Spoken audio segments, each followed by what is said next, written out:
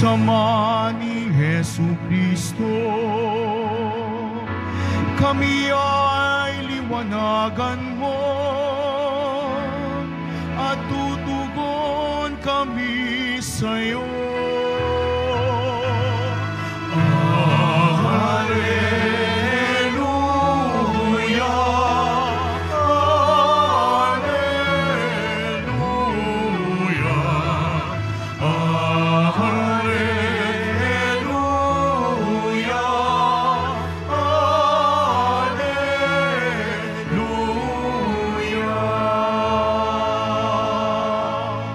Sumainyo ang Panginoon. At sumairin. Ang mabuting balita ng Panginoon ayon kay San Mateo. Papuri sa iyo, Panginoon. Noong panahong iyon, sinimulang ipaalam na ni Jesus sa kanyang mga alagad na dapat siyang magtungo sa Jerusalem at magbata ng maraming hirap sa kamay ng matatanda ng bayan, ng mga punong saserdote at ng mga iskriba, at kanilang ipapatay siya. Ngunit sa 3 araw, siya'y muling mabubuhay. Niyaya siya ni Pedro sa isang tabi at pinagsabihan ng ganito, Panginoon, huwag nawang itulot ng Diyos, hindi po dapat mangyari ito sa inyo. Ngunit hinarap siya ni Jesus at sinabihan, Lumayo ka, Satanas, hadlang ka sa aking landas. Ang iniisip mo'y hindi sa Diyos, kundi sa tao. Sinabi ni Jesus sa kanyang mga alagad, Kung ibig ninumang sumunod sa akin, limutin niya ang ukol sa kanyang sarili, pasanin ang kanyang krus at sumunod sa akin. Ang naghahangad na magligtas ng kanyang buhay ay siyang mawawala nito. Ngunit ang mag-aalay ng kanyang buhay alang-alang sa akin ay siyang magkakamit noon. Ano nga ang mapapala ng isang tao, makamtan man niya ang buong daigdig, kung ang katumbas naman nito'y ang kanyang buhay? Ano ang maibabayad ng tao para mabalik sa kanya ang kanyang buhay, sapagkat darating ang anak ng tao na taglay ang dakilang kapangyarihan ng kanyang ama at kasama ang kanyang mga anghel. Sa panahong niyaoy, gagantihin niya ang bawat tao ayon sa kanyang ginawa. Mga kapatid, ito ang mabuting balita ng Panginoon. Pinupuri ka namin, Panginoong Hesukristo. Magsipo muna tayong lahat. Isang mapagpalang hapon po sa inyong lahat. Mapalad tayo ngayon kahit umulan, malakas ang ulan, pero andito tayo ngayon nagpapasalamat at nagpupuri sa ating Panginoong Hesukristo. Palakpakan po natin ng Diyos. Ang sino mang sumunod sa akin ay limutin niya ang kanyang sarili at take up your cross and follow me. No? Magtatanong po ko sa inyo, ilang beses na po nating narinig ang katagang ito sa ating ebanghelyo sa isang taon, no? Ilang beses na nating narinig ito, kung gusto ninyong sumunod sa akin, kung gusto ninyong sumunod sa ating Panginoong Hesukristo, take up your cross and follow me. Di ba kapag sinasabi nating cross, may mga nagsasabi sa akin, alam mo Father, maraming mga cross sa buhay ko.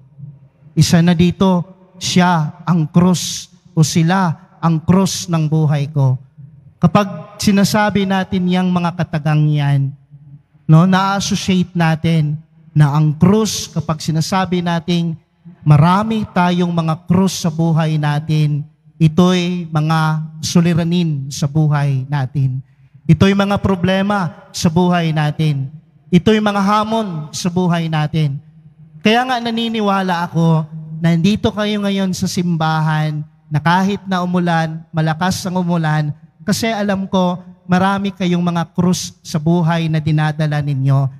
At naniniwala ako na pagkatapos ng misang ito, at naniniwala din kayo na sana pagaanin ng Poong Nazareno ang mga bitbit na krus sa buhay ko. Diba?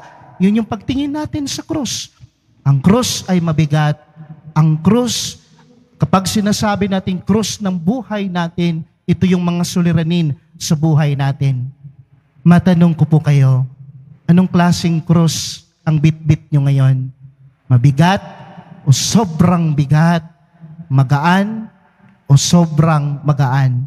Marahil, hindi man gaanong kabigatan, pero mabigat ito. O di kaya iilan sa inyo, sobrang mabigat. Kaya ulitin ko, kagaya ko, niniwala ako na pagkatapos ng misang ito, marahil pagagaanin ng Diyos ang mga suliranin na nararamdaman mo ngayon. O in particular, yung mga krus na nararamdaman mo ngayon sa buhay. Mga kapatid, sa ating ebanghelyo ngayon, yun yung panganyaya. If you want to follow me, take up your cross and follow me. Pero alam niyo po ba, may dalawang klaseng krus sa buhay natin.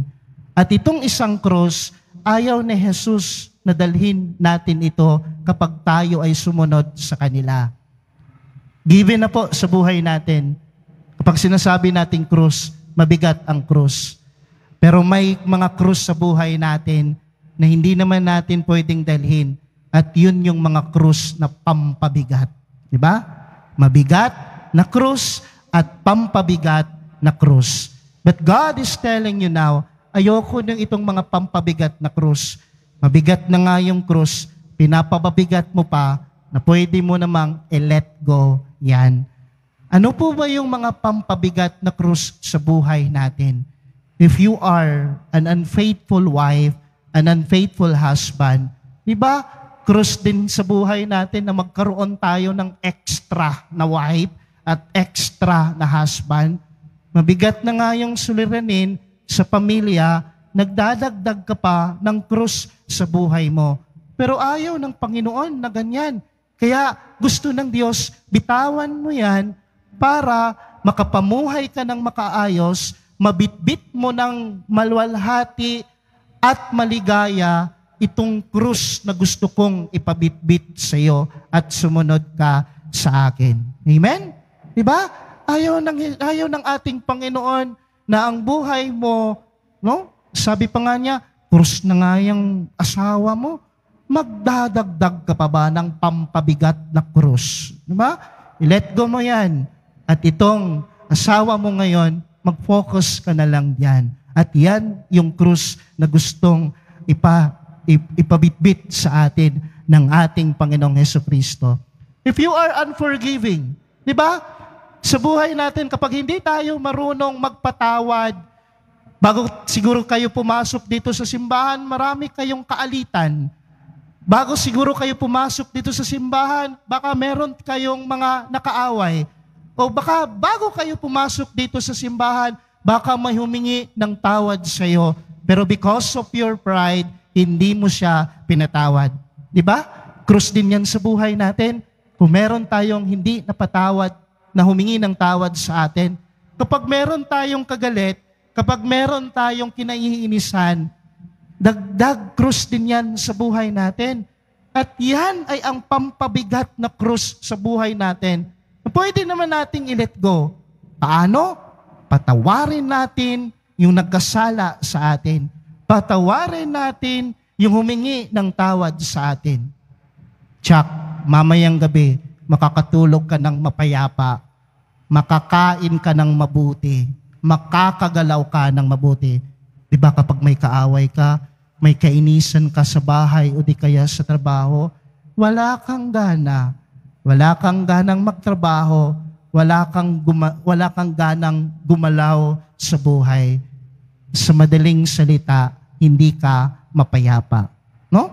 Kaya nga, minsan masarap tanungin ang isang tanong, kailan yung huling natulog ka na mapayapa? Isa lang po yung problema diyan. Yung mga pampabigat na krus sa buhay natin, na hindi ka marunong magpatawad, pagkatapos ng misang ito, Gusto mong gumaan yung krus? Gusto mong mabawasan ang krus mo? Hanapin mo yung nagkasala sa'yo o yung taong humingi ng tawad sa'yo at patatawarin mo siya. Amen? Di ba? Yan, marami pang mga krus sa buhay natin na pampabigat. No? Yung mga bad lifestyle natin, yung mga masasamang ugali natin, ayaw ni Jesus. Kasi hindi naman yan ang totoong krus na gusto niyang ipadala sa atin. Ang totoong krus na gusto niyang ipadala sa atin, yung mabigat pero masaya tayong bitbitin ang krus na ito sapagkat alam natin ang krus na ito ay hindi mabigat man to dalhin, pero maligaya tayo sapagkat habang binibitbit ko ang krus na ito ay nagdadala sa akin kay Kristo at sa kabanalan. Amen? Alam ko, mabigat ang krus na magsakripisyo sa pamilya, pero bakit hanggang ngayon nagsasakripisyo ka pa rin sa pamilya? Mabigat man ito, pero ang resulta naman nito ay maganda at patungo sa kabanalan at patungo sa ating Panginoong Hesukristo. My dear brothers and sisters, God is telling you now, yes, I want you to take up your cross and to follow me. But there are crosses in life, in your life, na gusto kong i-let go mo, ibitawan mo. I-let go mo muna yan, bitawan mo muna yan, at sumunod ka sa akin. Kasi bibigyan kita ng krus na mabigat man ito, pero masaya itong dalhin sapagkat patungo ito sa kabanalan at patungo ito sa ating Panginoong Hesukristo. Ngayon, alam mo na kung ano sa buhay mo siguro, paglabas mo dito sa simbahan, ano yung krus na mabigat at ano yung krus na pampabigat sa buhay mo. I-let go mo yung pampabigat na krus.